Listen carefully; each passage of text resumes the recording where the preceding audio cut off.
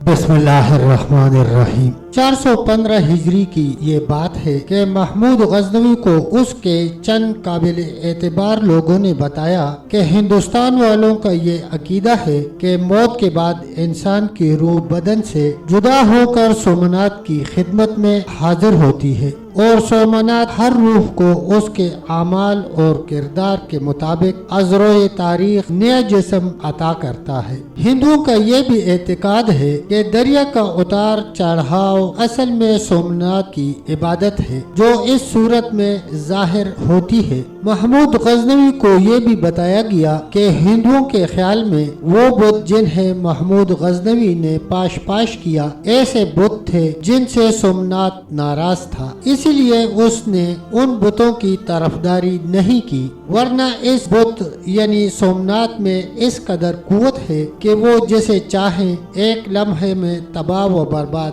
کر سکتا ہے۔ محمود غزنوی کو یہ بھی بتایا گیا کہ برہمنوں کے اعتقاد کے مطابق سومنات بادشاہ ہے اور باقی تمام بت اس کے دربان اور مصاحب ہیں۔ محمود نے جب یہ بے معنی افسانے سنے تو اس کے دل میں جہاد کا شوق پھر سے انگڑائیاں لینے لگا اور اس نے سومنات کو فتح کرنے کا اور وہاں کے بت پرستوں کو قتل کرنے کا ارادہ کر لیا۔ اس مقصد کے پیش نظر سلطان محمود غزنوی نے اپنا خاص لشکر تیار کیا اور دیگر 30,000 سپاہیوں کو ساتھ لیا جو ترکستان وغیرہ سے جہاد کی غرض سے آئے ہوئے تھے، اور 20 شعبان 415 ہجری کو سومنات کی طرف چل پڑا۔ اس زمانے میں سومنات ایک بہت بڑا شہر تھا اور یہ دریائے عمان یعنی شمالی بحیرہ عرب کے کنارے پر واقع تھا۔ یہ شہر اپنی عظیم الشان بت کی وجہ سے تمام برہمنوں اور غیر مسلموں کے نزدیک کعبے کی سی اہمیت رکھتا تھا۔ آج کل یہ شہر بندر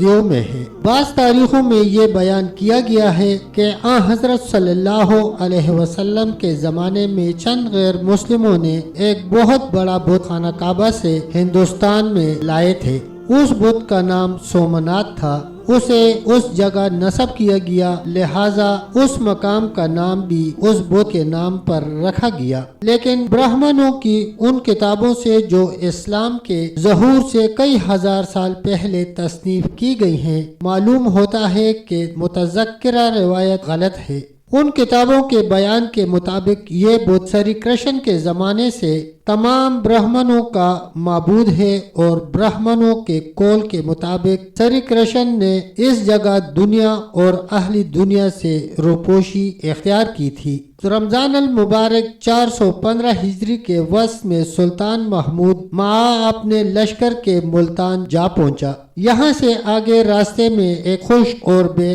آب و گیا جنگل پڑتا تھا، اس لیے سلطان نے سب لوگوں کو حکم دیا کہ وہ اپنے ساتھ چند دنوں کا پانی اور غلہ رکھ لیں۔ اس کے علاوہ خود اس نے بھی 20,000 اونٹوں پر غلہ اور پانی رکھ کر لشکر کو آگے بڑھنے کا حکم دیا۔ جب اس خطرناک جنگل کا سفر تمام ہو گیا تو محمودی لشکر اجمیر جا پہنچا تو انبیاء کا راجہ محمود کی آمد کی خبر سن کر روپوش ہو گیا، اس لیے حسب معمول سلطانی لشکر نے جی کھول کر اس شہر کو تاراج کیا، لیکن اجمیر کے قلعے کو تسخیر کرنے کی کوشش میں وقت صرف نہ کیا، کیونکہ محمود کا ارادہ سومنات کو فتح کرنے کا تھا، لہٰذا یہاں سے یہ لشکر آگے بڑھ گیا۔ تب تک دوستو اتنا ہی، انشاءاللہ الرحمن ویڈیو کے اگلے حصے کے ساتھ دوبارہ پیش ہوتے ہیں، تب تک کے لیے اللہ حافظ، اللہ نگہبان۔